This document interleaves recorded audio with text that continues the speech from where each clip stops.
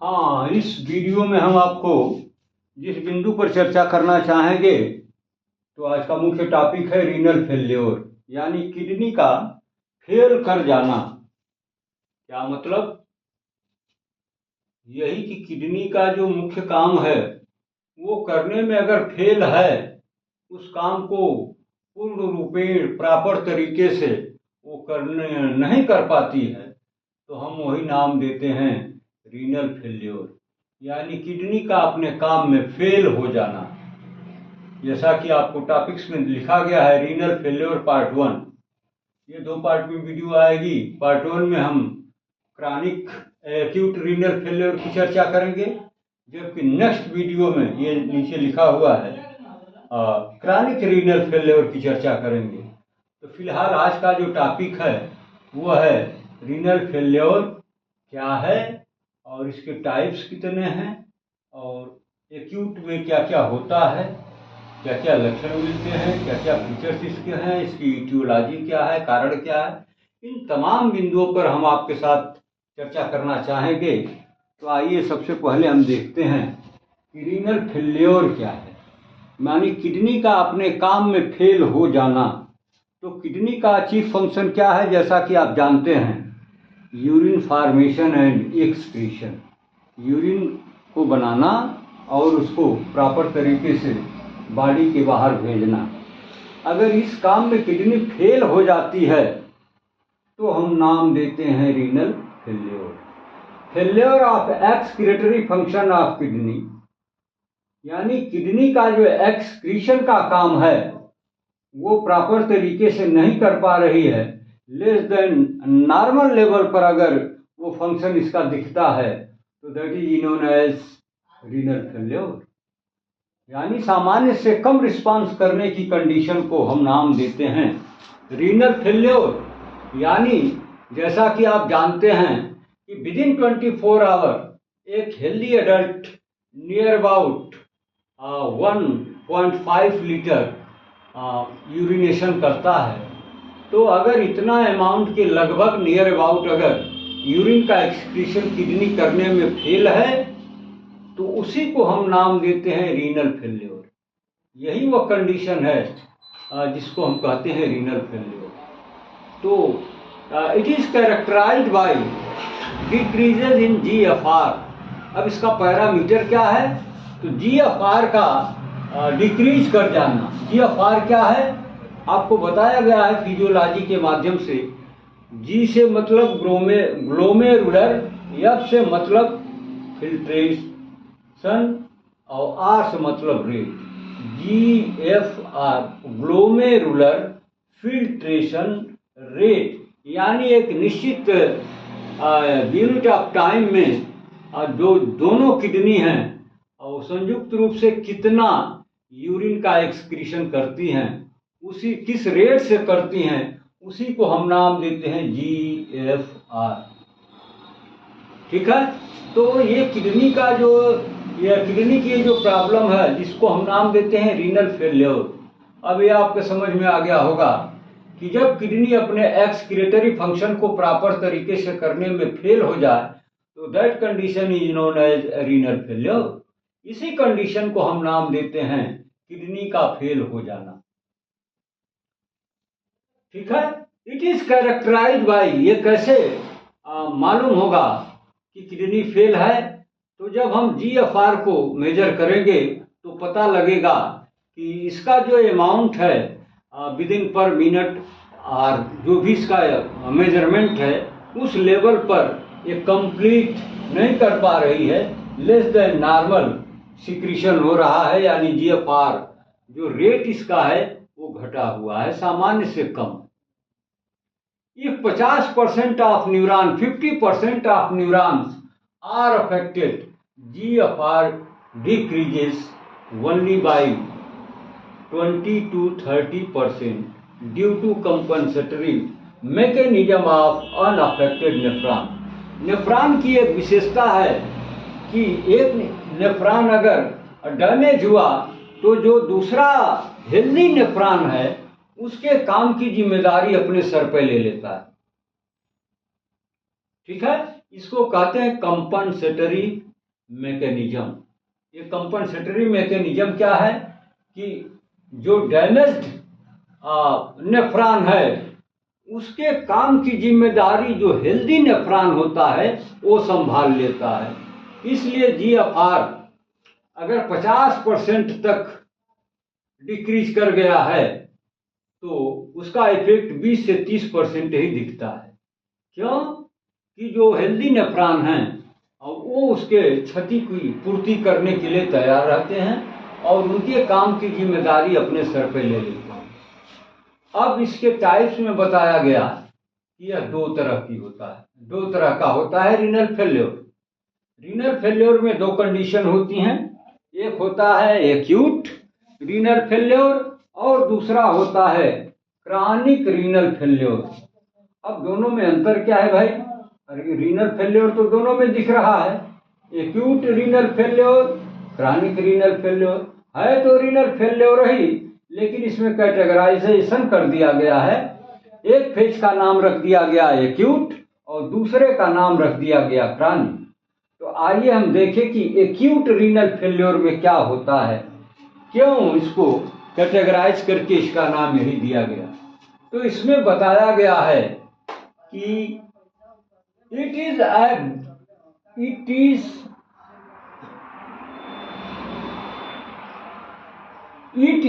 abrupt stoppage of renal function, यानी बुरी तरीके से किडनी के फंक्शंस में रुकावट आ जाए।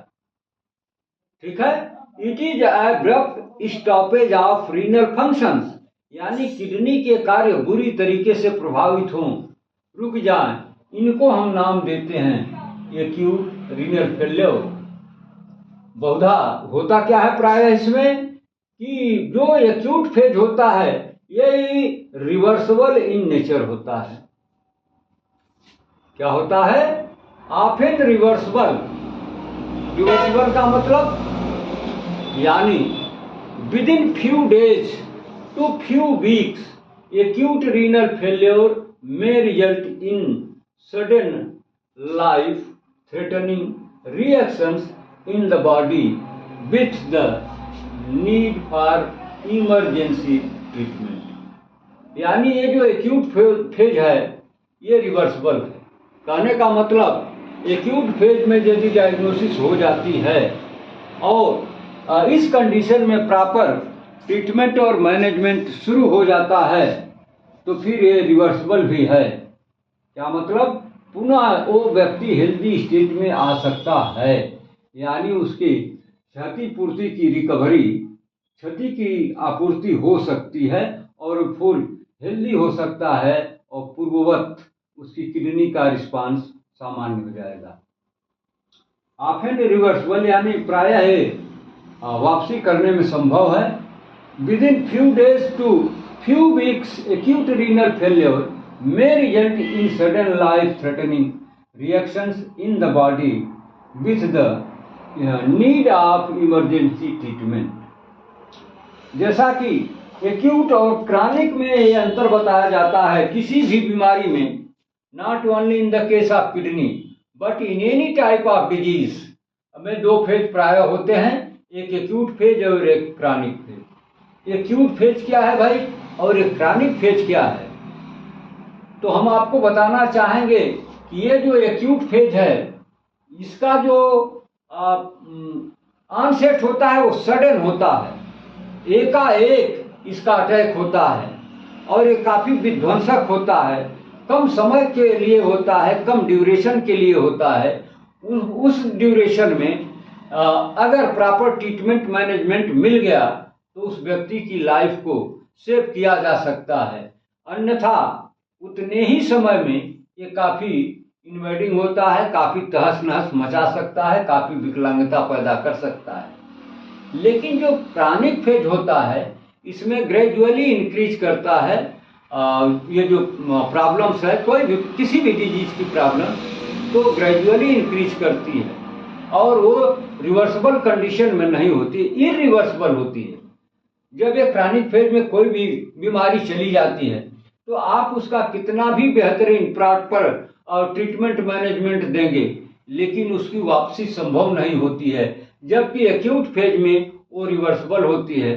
प्रॉपर मैनेजमेंट ट्रीटमेंट अगर उसको विद इन टाइम उपलब्ध हो गया तो फिर वह व्यक्ति फिर हेल्दी स्टेट में वापस आ सकता है।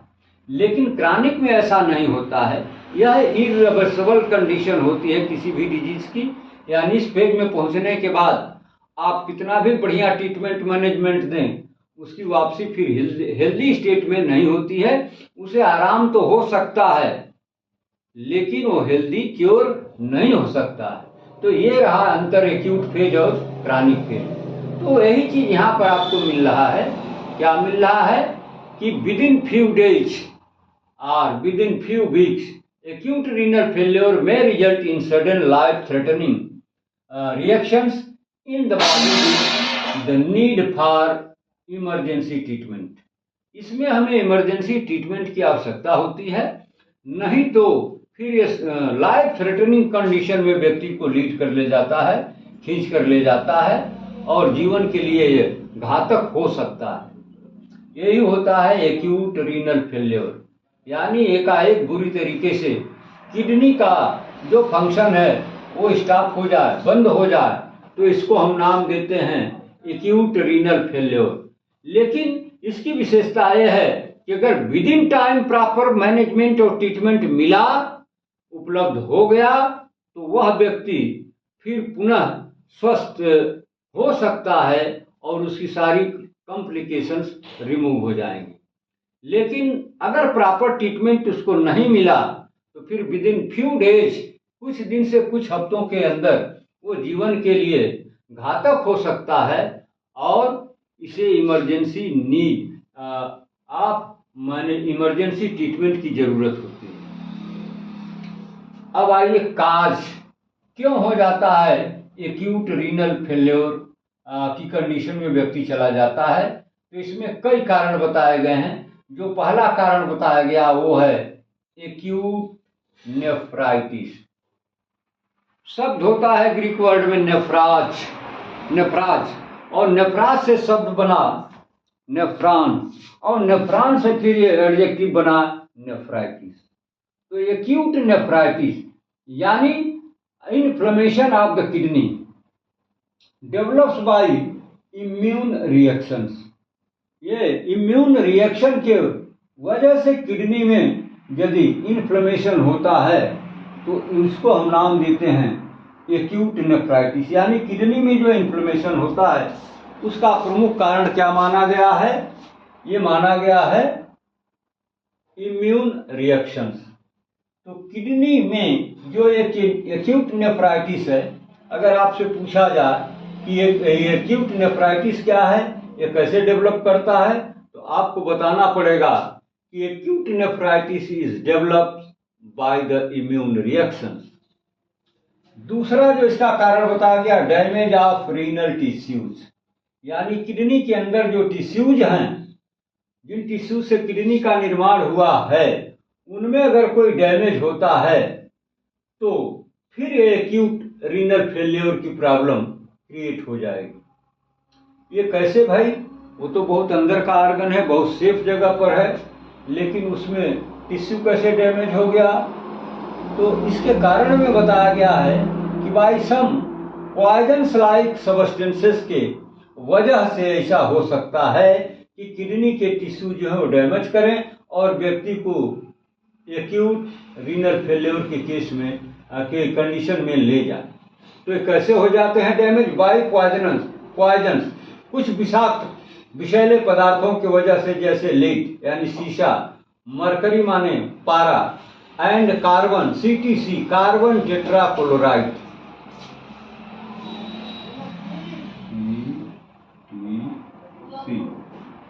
कार्बन टेट्राक्लोराइड, ये जो विषाक्त पदार्थ हैं इनके वजह से किडनी के जो टिश्यूज हैं उनमें डैमेज होने का चांस बन जाता है। तो व्यक्ति कहाँ चला जाता है? एक्यूट रीनल फेल्योर में चला जाता है। जो तीसरा कारण इसका बताया गया वो है डेवलप्स ड्यूरिंग सर्कुलेशन शॉक। यदि सर्कुलेटरी शॉक में व्यक्ति चला गया तो फिर उसको एक्यूट रीनल फेल्योर में जाने से कोई नहीं रोक सकता, वो जाएगा ही। अगला कारण बताया गया acute tubular necrosis. Acute tubular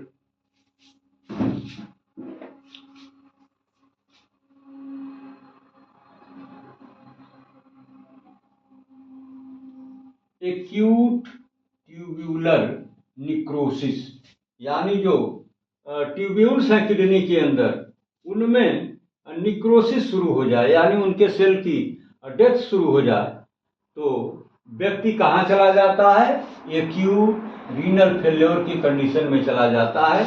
इसके कारण में बताया गया है by burns and haemorrhagic, snake bite, toxins, heavy metals, वही CTC carbon tetrafluoride and drugs.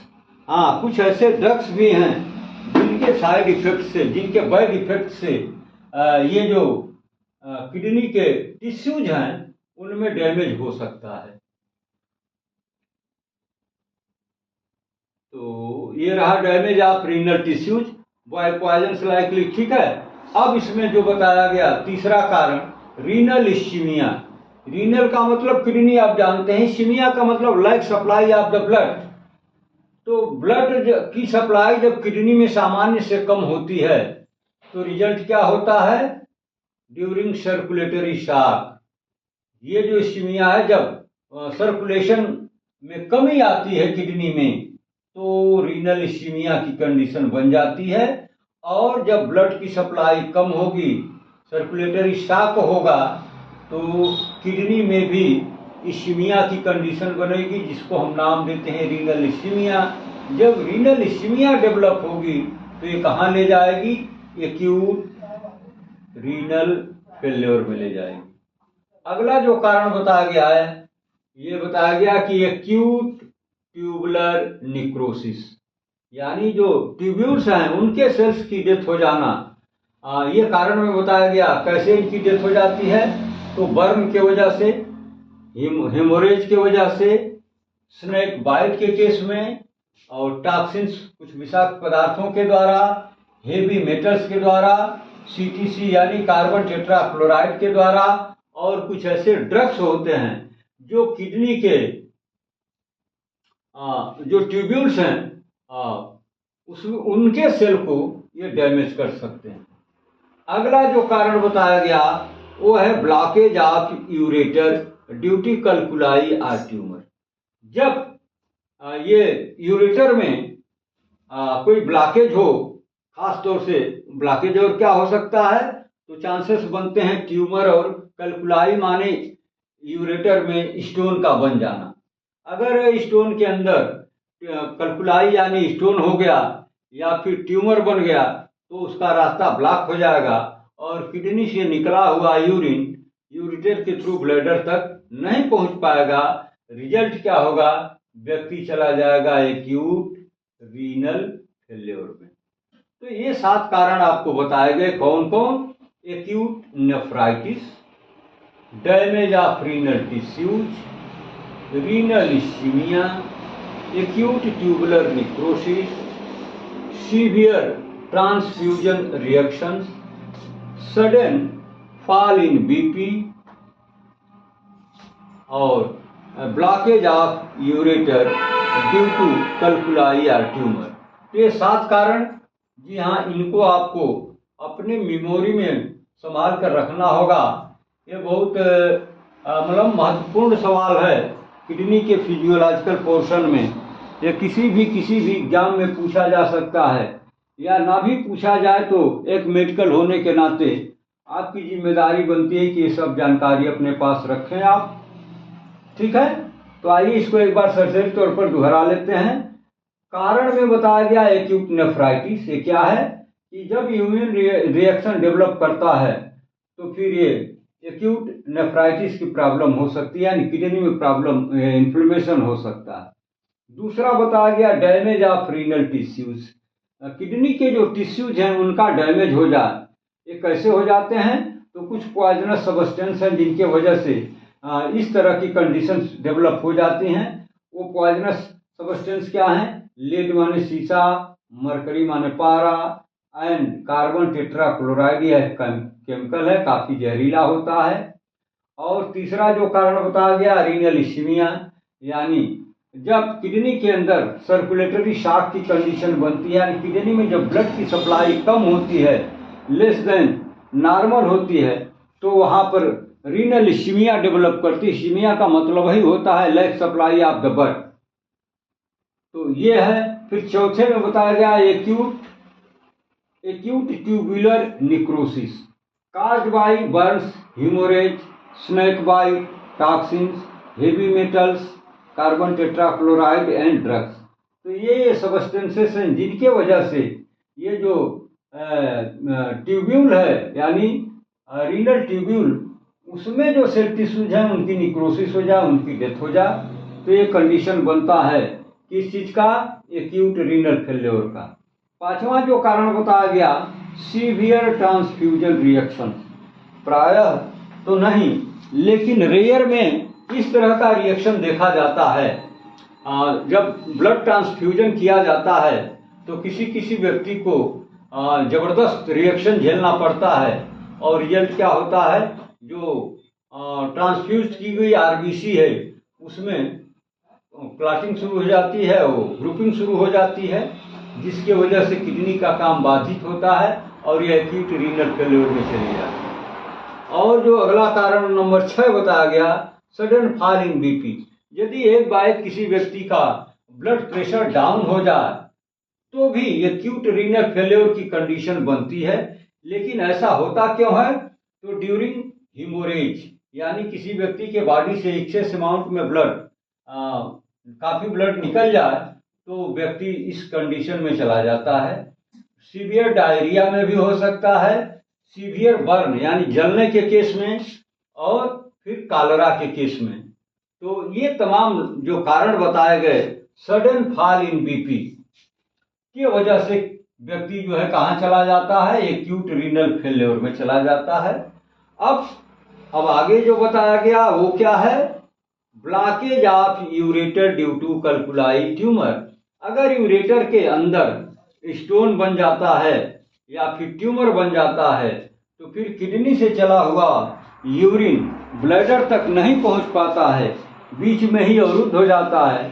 Result क्या होता है कि वो व्यक्ति चला जाता है एक्यूट रीनल फेल्योर में। तो ये बहुत ही इम्पोर्टेंट, बहुत ही महत्वपूर्ण ये 7 पॉइंट बताए गए इस बारे में कि एक्यूट रीनल फेल्योर के काज के बारे में। अब आइए कौन कौन से लक्षण दिखते हैं जब व्यक्ति एक्यूट रीनल फेल्योर में चला जाता है, तो क्या क्या फीचर्स दिखते हैं? तो पहला दिखता है ओलिग यूरिया। ओलिग का मतलब फ्यू, थोड़ा, और यूरिया का मतलब यूरिन, यानी डिक्रीज यूरिनरी आउटपुट, यानी जो यूरिनेशन का अमाउंट है वो लेस देन नॉर्मल हो। जैसा कि पहले चर्चा की गई कि विदिन 24 आवर्स एक हेल्दी एडल्ट जो है लगभग 1500 ml यूरिनेशन करता है, लेकिन अगर वो 700, 800, 500, 400 ml करता है तो that is known as oliguria, यानी डिक्रीज यूरिनरी आउटपुट, यानी पेशाब का कम मात्रा में शरीर से बाहर निकलना। दूसरा जो फीचर मिलता है वो है एन्यूरिया। ए मीन्स होता है, एन मीन्स होता है एब्सेंट, और यूरिया मीन्स होता है यूरिन। तो सिसेशन ऑफ यूरिन फॉर्मेशन, यानी यूरिन का बनना रुक जाए तो उसका एक्सक्रीशन भी रुकेगा, तो यूरिया एब्सेंट मानी यूरिनेशन एब्सेंट हो जाएगा, यूरिन का आउटपुट होगा ही नहीं, इसको कहते हैं न्यूरिया, यानी एब्सेंट यूरिनेशन। नंबर 3 आइए प्रोटीन न्यूरिया। जैसा नाम वैसा काम, प्रोटीन प्लस यूरिया। यूरिया का मतलब यूरिन, अगर यूरिन में प्रोटीन पाया जाता है, प्रोटीन आ रहा है, बाहर आ रहा है, इसका मतलब कहीं न कहीं किडनी के अंदर एक प्रॉब्लम है जो नहीं होना चाहिए वो दिख रहा है, यानी यूरिन में प्रोटीन नहीं आना चाहिए सामान्य हेल्दी व्यक्ति में। लेकिन अगर यूरिन के एग्जामिनेशन में प्रोटीन की अपीयरेंस दिख रही है तो इसको हम नाम देते हैं प्रोटीन न्यूरिया। ये कब हो सकता है? एक्यूट रीनल फेल्योर में। अब देखिए रीनल यानी किडनी का काम है यूरिन में प्रोटीन न जाए, इसको रोक लेना, फिल्टर करके ग्लोमेरुलस के अंदर ही रोक लेना। लेकिन यहाँ पर यूरिन में प्रोटीन दिखने लगी है, इसका मतलब इस काम को करने में किडनी फेल हो रही है, इसीलिए इसका नाम रखा गया रीनल फेल्योर। अब आगे आइए, और इसके फीचर में क्या मिलेगा आपको? हीमाइचूरिया, हीमाइट प्लस यूरिया, यानी ब्लड के यूरिन के अंदर ब्लड की अपीयरेंस, ब्लड इन यूरिन। व्यक्ति जब यूरिनेशन करता है तो रेड कलर का यूरिनेशन उसका होता है उसमें, क्योंकि उसमें ब्लड की अपीयरेंस होती है। अब किडनी का यह काम है कि यूरिन में ब्लड न आने दे, उसको ग्लोमेरुलर फिल्ट्रेशन के माध्यम से वही रोक ले ग्लोमेरुलस की कैपिलरीज में। लेकिन ब्लड में यूरिन में ब्लड आने का मतलब किडनी अपने इस काम में यहाँ पर फेल है, इसीलिए इसको नाम दिया गया रीनल फेल्योर। अगर यूरिन में ब्लड नहीं आता तो किडनी फेल्योर नहीं कहा जाता, लेकिन यूरिन में ब्लड का आना किडनी के काम की फेल्योरनेस है, तो इसको हम एक टर्म देते हैं हीमाइचूरिया। अगला पॉइंट जो बताया गया वो है इडिमा। इडिमा का मतलब swelling, increased volume of ECF due to retention of sodium and water. जब किडनी अपने काम में फेल हो जाती है, जैसा कि इंट्रोडक्शन में बताया गया, फेल्योर ऑफ एक्सक्रीटरी फंक्शन, जब किडनी एक्सक्रीटरी फंक्शन में फेल्योर होगी तो रिजल्ट क्या होगा? जो एक्स्ट्रा सेल्यूलर फ्लूइड है उसमें सोडियम और वाटर दोनों का रिटेंशन होगा, यानी ये दोनों बाहर नहीं जा पाएंगे, तो बॉडी में ही इनका एक्यूमुलेशन होगा। रिजल्ट क्या होगा? बॉडी में स्वेलिंग हो जाएगी। और अगला जो फीचर है वो है हाइपरटेंशन, यानी जिसमें रीनल फेल्योर की कंडीशन है वह व्यक्ति हाइपरटेंसिव हो जाता है। क्यों हो जाता है? Within few days due to increase ECF volume. अभी अभी आपने देखा कि ईसीएफ वॉल्यूम का जब रिटेंशन होता है सोडियम और वाटर का, तो फिर एडिमा होती है, और जब ये सोडियम रुकेगा, बॉडी के बाहर नहीं जाएगा, उसका एक्सक्रीशन नहीं होगा, तो रिजल्ट क्या होगा? हाइपरटेंशन की प्रॉब्लम क्रिएट होगी। ठीक है।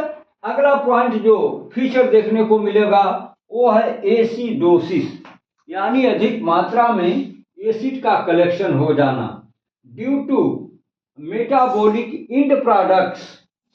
जब मेटाबॉलिक क्रिया होती है तो वहां पर एसिड का फॉर्मेशन होता है, लेकिन एसिड को बाहर भेजने के लिए किडनी जो है फेल है, वो भेज नहीं पा रही है बाहर, तो जाहिर सी बात है उसका रिटेंशन बॉडी में ही होगा, तो एसिडोसिस होगी, और एसिडोसिस से तमाम तरह की कॉम्प्लिकेशंस पैदा होंगी।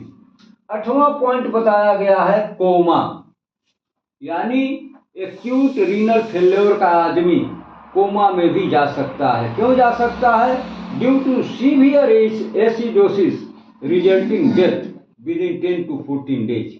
यानी ये जो एसिडोसिस है, एसिड का काफी मात्रा में या मोर देन नॉर्मल अमाउंट में जब इसका कलेक्शन होगा तो रिजल्ट क्या होगा?